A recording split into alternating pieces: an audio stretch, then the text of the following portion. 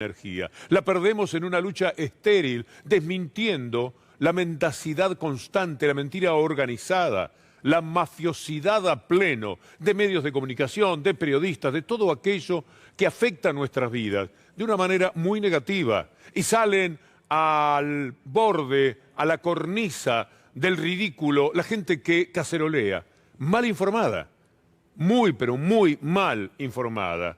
Y esto yo creo que es una gran diferencia que tenemos hoy día en la Argentina. ¿Qué tipo de información consumimos? ¿La envenenada, la interesada, la mentirosa o aquella que trata de no ser refutable? Que me parece es lo menos que tiene que ambicionar el periodismo. Pero no es así. Vamos a hacer un recorrido. En este primer tramo, el pretexto, el eje, es la discusión por lo de las cárceles, lo que hicieron los medios de comunicación, lo que siguen haciendo, hasta cuando están mano a mano con el presidente de la República. Vamos a escuchar un tramo de las notas que Alberto Fernández hace muy bien en darle a ciertos medios de comunicación, porque normalmente los saca de paseo, porque él está hablando de las verdades que él tiene, que son simples, que son sencillas, son nada más ni nada menos que la verdad. Y los demás viven consumiendo las mentiras del grupo y preguntan en función de esto, entonces siempre están rozando quedar pegados a lo que es el ridículo. Vamos a escucharlo a Alberto Fernández en esa nota que dio ayer en TN, el canal insignia de esa mafiosidad a pleno que hoy día padece la República Argentina, para socavar lo que decía Eduardo de la Serna, la energía positiva que estamos necesitando. La diferencia, qué es lo que se lee, qué es lo que se informa, qué es lo que consumimos y que finalmente es nuestro bagaje. Si todo lo tenemos equivocado, si dentro del grupo consumen las mismas mentiras de todo el tiempo y si se dejan llevar por los perversos que están detrás de todas esas operaciones, estamos muy mal. Miren, por supuesto que lo que siempre se ha querido en estos días es decir que el gobierno es el que trabaja para liberar. Alberto Fernández, con todo lo que tiene que hacer, está preocupado por liberar a violadores y asesinos seriales. Esta sería la angustia, la preocupación, el quehacer del presidente de la República, no la deuda, no cómo salir de la cuarentena, no cómo fortalecer la economía, no cómo tener el Estado presente para todos los que están debilitados por esta situación tan inesperada que ha generado la pandemia, acto seguido al nefasto neoliberalismo al que ellos nos arrastraron. Entonces quieren decir que la preocupación es esa, cómo liberar a esa gente. Y es de lo que habla el gobierno permanentemente. Cuando Alberto Fernández harto demuestra que no es así. Y cuando ha quedado muy claro de mil maneras que esto no ha sucedido, miren el zócalo del momento en que hablan de la presidenta, porque esto también, y no tiene nada que ver las periodistas que estaban allí, esto se hace por quien editó, esta es una nota grabada, mi relación con CFK está muy bien y quedamos en juntarnos para hablar de las liberaciones, es decir, seguían con el tema. Para eso se juntaban hoy, para hablar de cómo liberar a los presos. Siguen con lo mismo, siguen dándole a la gente, envenenándola, enloqueciéndola, y después se cuelgan del ridículo en los balcones de la ciudad, algunos de ellos caceroleando no se sabe contra qué, a favor de una mentira, de algo absolutamente impune, vergonzoso, que no tiene ni pies ni cabeza, que nunca lo tuvo. Mire, vamos a mostrarles algo de cómo juegan desde determinados lugares. La Corte de la provincia frena la liberación masiva de presos. La Corte frena lo que el gobierno habría hecho. Pero miren la denuncia de un juez. Mario Valituto dice que recibió presiones del Ejecutivo Provincial, Verbigracia Kicillof, para liberar a los presos. Quédese un momentito, léalo, asimile esto, porque acto seguido usted va a escuchar al propio juez diciendo que esto es una mentira más. Está en la tapa del Diario de Hoy. Después de todo lo que se ha discutido, esto es mafia.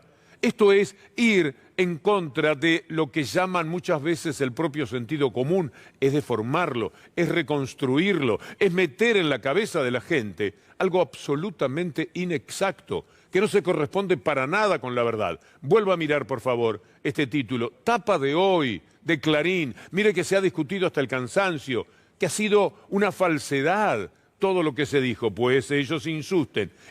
La Corte de la provincia frena la liberación masiva de presos. La Corte, el gobierno había querido lo contrario. Después, la denuncia de un juez.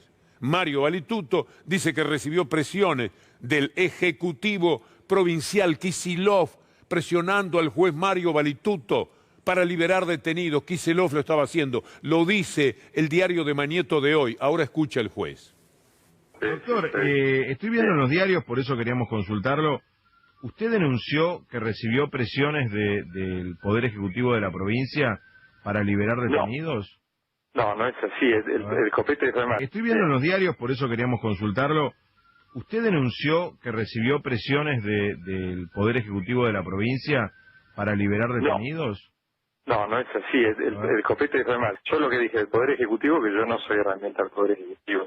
Las presiones las recibí, por lo menos las sentí yo desde el mismo Poder Judicial.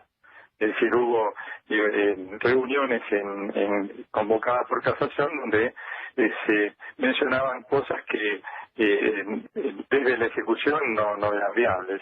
Yo lo sentí como una... Esto fue en el mes de diciembre del año pasado, como una presión. Le sugirieron que deje gente libre. Y yo entendí, ¿y también alguien del Ejecutivo Provincial? No, con el Ejecutivo yo no tengo contacto, con el Ejecutivo no tengo contacto, ni tuve tampoco, no. Con el Ejecutivo yo no tengo contacto, no. Es aberrante. Es hacer el antiperiodismo y acompañarlo de alguna manera. Según veía yo las preguntas, no importa, porque no lo sé, quién es el entrevistador allí. Pero le dan continuidad, quieren ver. Entonces lo llaman para que diga que efectivamente la tapa de Clarín es verdad. Pero el hombre dice, no es así, dice el juez. No me llamó el Ejecutivo Provincial. Fue casación. ¿Y saben cuándo fue? En diciembre, hace 5 meses de toda esta historia. Usted va a ver más todavía de todo lo perverso y absurdo que es lo que se hace desde el periodismo. Escuchó al juez, vio la tapa de Clarín. Bueno, ahora vea lo que dice Roberto Carles al respecto, porque es interesante este tuit que puso una destacada figura también del mundo jurídico. En tapa, Clarín afirma que un juez denuncia que recibió presiones del Ejecutivo Provincial para liberar presos. Dentro del diario encontramos que el mismo juez afirma que eso no ocurrió ahora, sino el año pasado, durante la gestión de María Eugenia Vidal. Es algo muy abrumador, es un tsunami de mentiras que viene y arrastra a la gente y la lleva a ese vacío al que se lanzan en nombre del ridículo de las cacerolas, porque están pésimamente informados por los medios que los informan. Ahora usted va a ver algo que le resultará increíble. Bueno, ya lo pusieron. El gobierno de la provincia de Buenos Aires quiere darles prisión domiciliaria a casi 1.500 presos porque no hay lugar en las cárceles. El Ministerio de Justicia bonaerense, siga conmigo a ver si se pueden arrimar al título de abajo un poquitito más, recomendará a la justicia que una gran cantidad de detenidos reciba ese beneficio debido a la sobrepoblación que se registra en penales. Ahora vamos arriba, ahora vamos a acercarnos, le pido a nuestras cámaras, a la parte superior, a la fecha de esto, 7 de septiembre del 2018. Información de Infobae. Volvamos al título, volvamos a lo que se decía. Está el desarrollo de la noticia cuando habla del ministro de entonces, de Ferrari, de María Eugenia Vidal, aunque con esto alcanza. Esto es lo que decía Infobae el 7 de septiembre de 2018. Habían llenado las cárceles de presos porque querían mostrarse como gente muy enérgica para frenar el tema de la inseguridad. La llenaron de tal manera que tenían que tener gente hasta donde duerme el director de las cárceles. No había manera de tenerlos. Ellos mismos estaban pidiendo sacar presos. El gobierno de María Eugenia Vidal, hace 1 año y medio. ¿Estaba bien? ¿Estaba bien porque lo decían ellos? No estaba bien lo que hicieron recurriendo a las prisiones preventivas para meter preso a todo el mundo. Y después darse cuenta que era una barbaridad y que además no le cabían en la cárcel. Ahí está lo que queríamos rescatar. ¿Nos podemos acercar? Está en azul. Hoy por la mañana, altas fuentes del Ministerio de Justicia de la provincia de Buenos Aires, a cargo de Gustavo Ferrari, confirmaron a Infobae el comienzo de una medida tan radical como aparentemente polémica. 1.421 presos de los penales bonaerenses podrían irse a su casa por recomendación del Ministerio de Justicia, o sea, del gobierno, o sea, de Ferrari, o sea, de María Eugenia Vidal, con el beneficio del arresto domiciliario bajo tobillera eléctrica. Ya basta. Esto es lo que nos ocurre, esto es lo que nos está pasando permanentemente. Aquello que era verdad, lo que se estaba informando, y que era hecho por aquel gobierno, no volvió loco a nadie como ahora. ¿Dónde estaban las cacerolas protestando porque iban a salir todo tipo de presos, porque las cárceles estaban abarrotadas? A veces no puedo, no sé si usted consigue sobrellevar toda esta mafiosidad, toda esta locura, porque lo que pasó en estas semanas es nada más que apostar a que la gente vaya contra el gobierno por lo que sea, y ya sabe usted por qué. ¿Qué es lo que está en juego?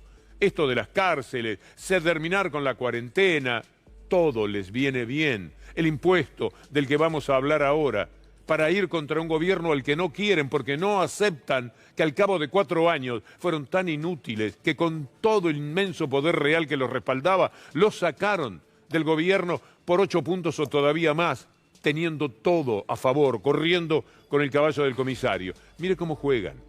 Hay un nuevo portal muy interesante, Re-del-Medio, escribamos la historia, reescribamos la historia. Mire lo que encontré hoy, que es interesante también. Está Kicillof antes, escuchémoslo a Kicillof. Yo quiero decir que este gobierno no está de acuerdo, no coincide, y le parece en muchos casos aborrecible cuando se le da prisión domiciliaria a quien ha cometido delitos de gravedad, exponiendo a las víctimas. No estamos de acuerdo. No solo no lo promovimos, no estamos de acuerdo, pero no está dentro de nuestra jurisdicción esa decisión. ¿Cómo decirlo?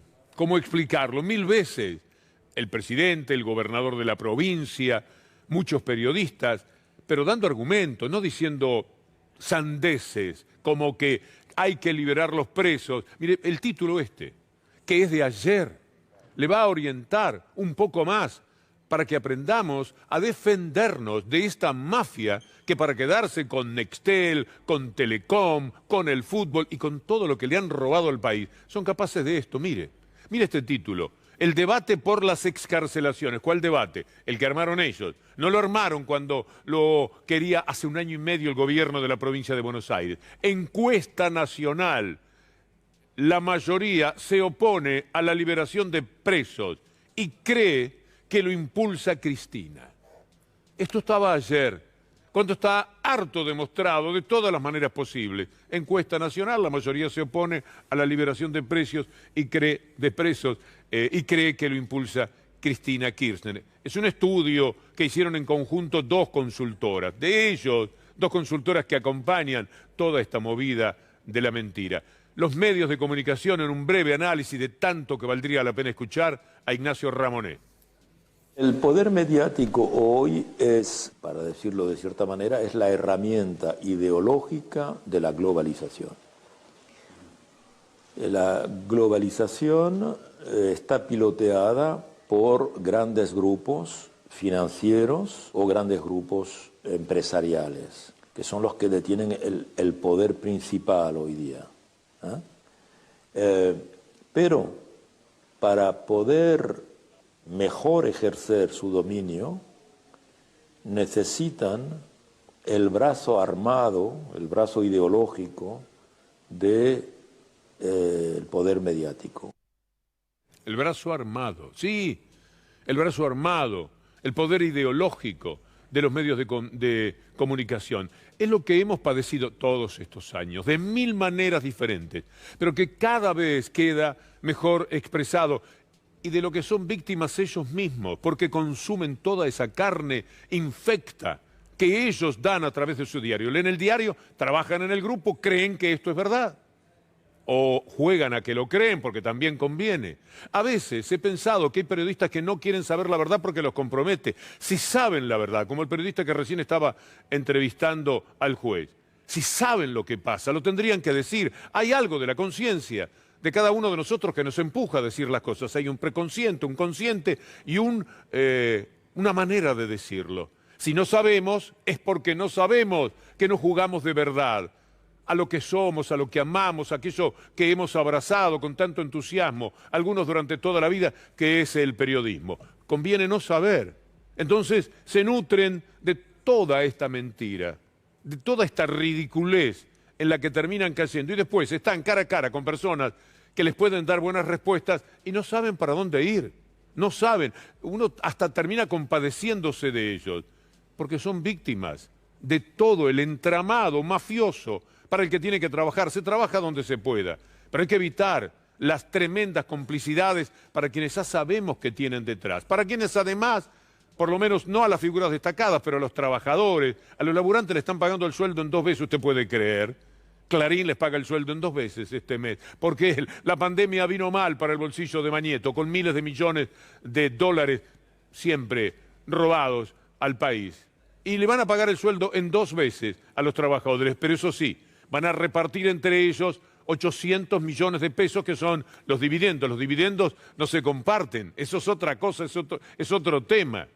Parece mentira que caigamos en todo esto. Y después ellos mismos tienen que luchar por todo lo que lucha el poder mediático a nombre del poder real. Por ejemplo, ir contra los impuestos. Mire qué buen informe este que abre este tramo de la columna. Empiezan a repetir algo sin tener ningún tipo de comprobación en ningún lugar del mundo. En ningún lugar del mundo en serio se está pensando en subir impuestos. Yo creo que no hay ningún ejemplo de ningún país que se le ocurra que es una buena idea aumentar impuestos. Es el único país en el mundo que en medio de la crisis sanitaria y económica más grave de la historia decide aumentar los impuestos. El aumento de impuestos es contrario a lo que se está haciendo acá y en el mundo entero. No existe en ningún lugar del mundo. En ningún lugar del mundo. En ningún lugar del mundo. Y sí, y pasa. Google. Claro. Impuesto a las grandes fortunas. Y ahí te va a aparecer de todo. Un aumento de un 1,5 puntos a quienes declaran más de 1 millón de euros en el impuesto de patrimonio. Que é a questão da taxação das grandes fortunas. Все выплаты доходов в виде процентов и дивидендов, уходящие из России за рубеж в офшорные юрисдикции, должны облагаться адекватным налогом. Único país del mundo que paga bienes personales, único país del mundo que paga anticipos. Esto no existe en el mundo, ¿entendés? Está totalmente confundida, porque los países centrales cobran mucho más de impuesto a las ganancias, mucho más de impuesto a la riqueza a los sectores concentrados. Si vamos al cálculo de presión tributaria, es un cálculo, por ejemplo, que realiza la OCDE. Muestra cuánto pesa el impuesto a los ingresos en cada PBI. Solamente el impuesto a los que más tienen. En Argentina ese impuesto es del 5,3%, nada más. La cantidad de impuestos que se paga en Argentina es monumental. La gente que está en blanco en Argentina paga impuestos como en ningún país del mundo. Vamos a Brasil, es del 7%. Vamos a Uruguay, es del 7,5%. La discusión de un impuesto, sea quien sea, yo no puedo entender cómo la estemos dando, porque en este país se pagan impuestos como en ningún lugar del mundo. Vamos a Francia, 10,9%. Canadá, 15%. Argentina es una máquina de triturar valor. Te vas a encontrar con la presión tributaria más alta del mundo. Estados Unidos, Alemania, Reino Unido, que graban 2 dígitos sobre el PBI. Para los que estamos en blanco, es una carga tributaria fenomenal. Argentina es uno de los países con mayor cantidad de impuestos en el mundo. A mí también me da bronca cuando desde el periodismo se hace una defensa cerrada del impuesto a la riqueza. Se trata de una decisión unilateral y autoritaria. Es un disparate más propio de la demagogia. ¿Y de dónde sacarías dinero? En nuestro país no tenemos ninguna opción. Cristina y Máximo pretenden meterle la mano en el bolsillo al sector productivo. Yo los veo a los periodistas que los están defendiendo. Ustedes son empleados de esos millonarios y lo que le tiran son las obras. Si alguna vez te invitaron a cenar, era porque se querían reír de vos, para decirle a los amigos, otro millonario, mirá, vino fulanito de tal, este pelotudo que cree es independiente, y hace lo que yo digo. La pregunta del millón es si es inteligente confrontar con los que generan laburo. Rich people like me don't create jobs. Only consumers can set in motion this virtuous cycle of increasing demand and hiring. In this sense, an ordinary consumer is more of a job creator than a capitalist like me. ¿Qué hará un tipo que es el que decide si la tiene que invertir o no? Si vienen y le ponen un impuesto, todavía más de los que ya tiene, paga 50, 60% de impuesto, y ahora le dicen, bueno, todavía más. El tipo invierte, genera laburo. When the biggest tax exemptions and the lowest tax rates benefit the richest, all in the name of job creation, all that happens is that the rich get richer. No hay que sancionar nuevos impuestos, porque además Esos ricos dan trabajo. The true job creators are middle class consumers. And taxing the rich to make investments that make the middle class grow and thrive is the single shrewdest thing we can do for the middle class, for the poor, and for the rich. Yo sé que la política es contradicción de intereses y sé muy bien qué intereses represento yo. Y sé muy bien contra qué intereses me choco. Pero lo que busco es que la gente me acompañe para defender los intereses que queremos defender, que son los intereses de la mayoría de los argentinos. Las locas ambiciones del hombre sobre la tierra perturban sus sentidos, trastornando su... Al sector productivo no. El impuesto no es a la fábrica. Lo decía muy bien Alejandro Dolina anoche en gran charla con Pablo Dugan. No, no es al sector productivo. Tomemos como ejemplo a Roca, ya que fue lo primero que confrontó con el gobierno para defender sus intereses de clase. Roca tiene que pagar porque tiene 8.000 millones si es que sale el impuesto a la riqueza. Tiene 8.000 millones de dólares. Pero a su fábrica, a su empresa, no le van a tocar absolutamente nada. Esa es su fortuna personal. La fortuna está acá, en bancos, etc. De esto le van a sacar un pedacito, el 1%, el 1,25% le van a sacar. Ahora, a la empresa no la va a tocar para nada. Lo que sucede es que en el razonamiento de los periodistas que juegan para los ricos, yo no entiendo de dónde vienen, de quiénes son hijos, de qué reyes proceden para estar jugando a favor de esto. Ellos, los periodistas, quieren razonar que, como a Roca le van a sacar un pedacito, él va a decir, bueno, ahora voy a recuperar esto de la empresa, lo voy a poner de nuevo, y entonces por ahí vendría el ataque al sector productivo. Es demencial, pero lo hacen, lo sostienen. Está bien que la sociedad rural y peregrina, que no sé si es tan rico como todos, pero seguramente lo es, defienda. La sociedad rural se pone en un impuesto extraordinario de la grande fortuna. Está muy bien. Y Roca que patalee, porque si tienen todo el dinero que tienen es porque seguramente no fueron dispendiosos en su vida. La sociedad rural, perfecto. Pero ¿qué hacen los periodistas? ¿De dónde proceden? ¿Cuál es el origen real que tienen? ¿De qué castillo venimos para salir a defender estos dineros atroces que ahora les vamos a demostrar con otras voces mucho más importantes? Tienen que resistir que en un mundo tan injusto algo se les dé por entregar al resto de la sociedad. El PRO, por supuesto, es un partido que defiende privilegios, que el que votó el PRO es el que tiene el problema, el PRO no. Macri está bien en defender todo lo corrupto y todo lo que sea bueno para hacer mucho dinero a alguna gente, para la élite. Está perfecto, pero los demás... No, los que los votaron, me parece que no. Impuesto a la riqueza, el PRO denuncia discriminación. Le quiero pedir perdón a Roca porque lo están discriminando. Lo están haciendo pasar un mal momento, se siente discriminado, como si fuera una persona que provoca rechazo. Es un horror. Se los vamos a recordar, ya que hablo del PRO, especialmente a los radicales del PRO, a los que han traicionado al Partido Radical. Estamos concertando. Entonces le preguntamos, a ver, doctor Alfonsín, usted... ¿quién propone que pague los costos? No, yo creo que quien más tiene, es evidente. Y pienso que esto lo dice todo el mundo, ¿no? Cualquier hombre que esté en la política argentina, cualquier persona que tenga un sentido, como yo llamo, de ética, de la solidaridad, le va a decir que aquí tiene que ser equitativo el esfuerzo. Quien más tiene que poder pagar más. Tiene que ser equitativo el esfuerzo. Quien más tiene que poder pagar más.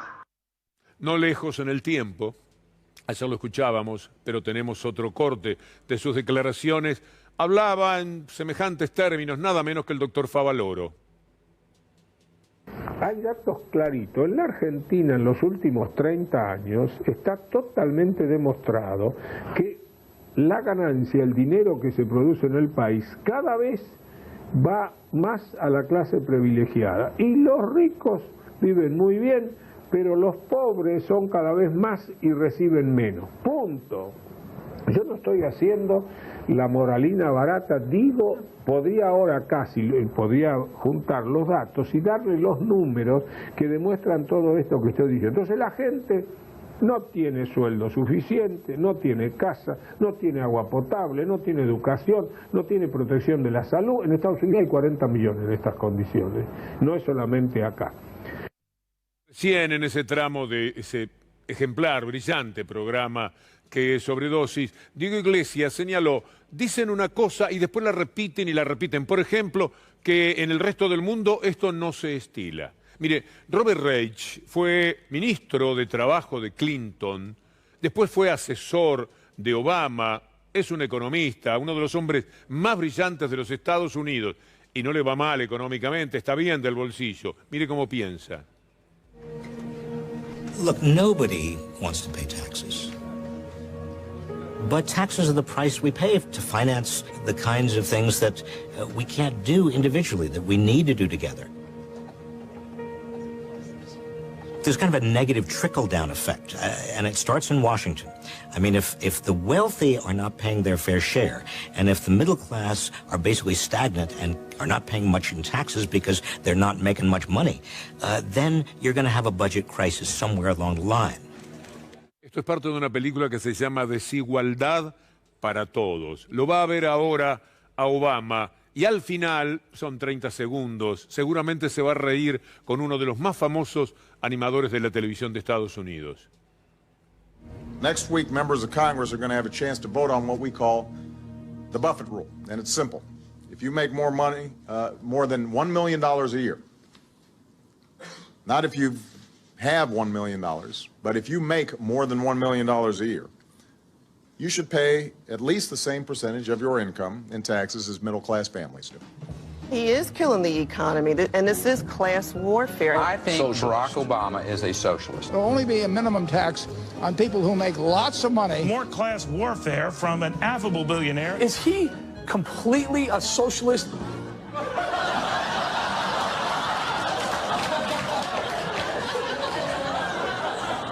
Is Warren Buffett a socialist?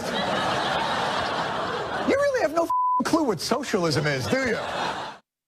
Es que no tienen idea. Acá están hablando ya de comunismo, ¿eh? Reapareció ayer u hoy. Es fecha del nacimiento de Marx. Mirá si lo supieran, justamente cuando empiezan a hablar de que hay influencia otra vez del comunismo. Hay palabras que están perimidas, digan populismo, anímense. Comunismo, socialismo, sí, por supuesto, está en el vientre de todo eso. Buscar un poco más de equidad en este mundo aterrador, de vergüenza, que desde su atalaya del Vaticano el Papa sabe mirar con auténtica clase. No estamos condenados a la inequidad universal. Si existe la pobreza extrema en medio de la riqueza, también riqueza extrema, es porque hemos permitido que la brecha se amplíe hasta convertirse en la mayor de la historia. Las estructuras de pecado hoy incluyen repetidos recortes de impuestos para las personas más ricas, justificados muchas veces en nombre de la inversión y desarrollo.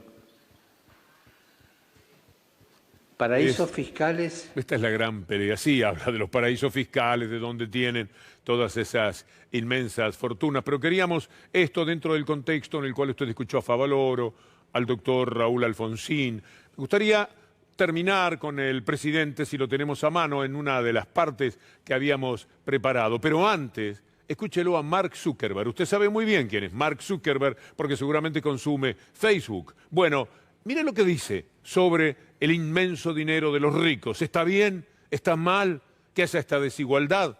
Mark Zuckerberg. No one deserves to have that much money, right? I mean, that's not like, I don't, it's, you know, I think if you do something that's good, you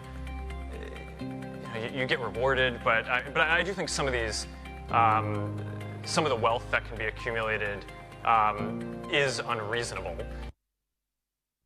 No lo son, no son razonables. Y por eso es que, por una vez, porque no estamos hablando de un impuesto que va a continuar. Esto que defiende el PRO, la sociedad rural y los periodistas de determinados medios de comunicación, es inadmisible de verdad. Es una vez. Hay inmensas fortunas. Ni siquiera se consideran grandes fortunas 2 millones de dólares, 1,5 millones de dólares, imagine usted.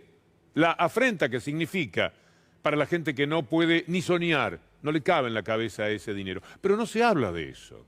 Estamos hablando de fortunas de cientos de millones, de miles de millones de dólares.